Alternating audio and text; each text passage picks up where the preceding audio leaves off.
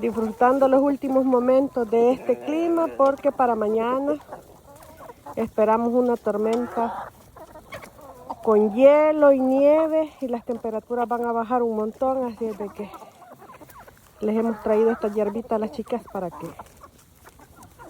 disfruten un poco antes de que les toque pasar encerradas en el gallinero todo el día.